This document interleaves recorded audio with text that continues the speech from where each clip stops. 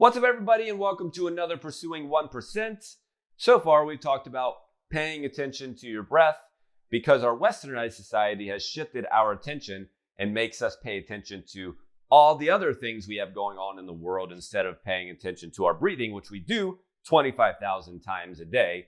And we inhale 25 sextillion molecules of air per inhale.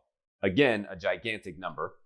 Also, we talked about paying attention to your chewing because our disevolution is leading to smaller jaws, crooked teeth, and that's leading to crushed nasal cavities because it's leading to smaller mouths. So all of this brings us to the question of how do we breathe right in the first place? I'm sure you've been wondering that from the beginning.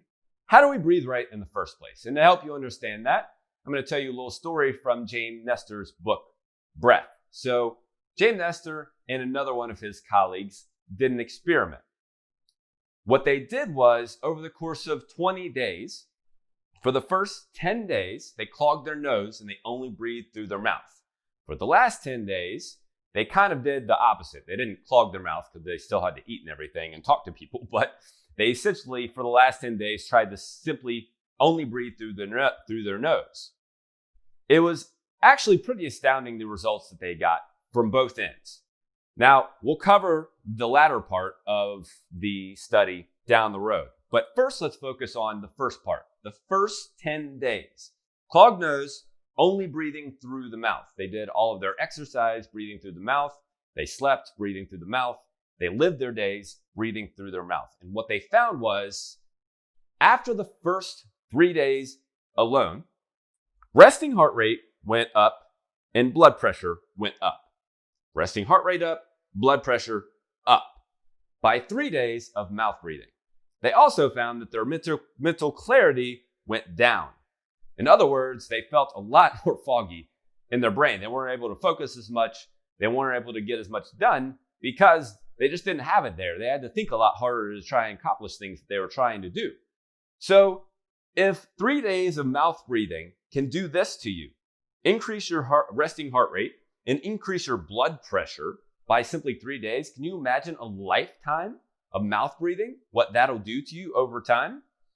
So that leads us to today's Pursuing 1%, which is shut your mouth. Shut your mouth. And I say that in the kindest way possible, of course.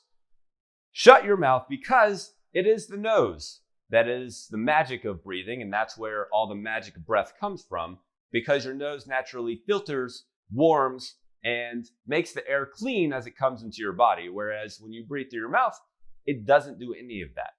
So shut your mouth, breathe through the nose so that you can get your blood pressure under control, get your resting heart rate under control, get your mental clarity back, and start pursuing 1% today. Check out more of our health and fitness videos on YouTube, Facebook, and Instagram. Be sure to like, follow, or subscribe so you never miss out on our new content posted daily that contains life-changing strategies.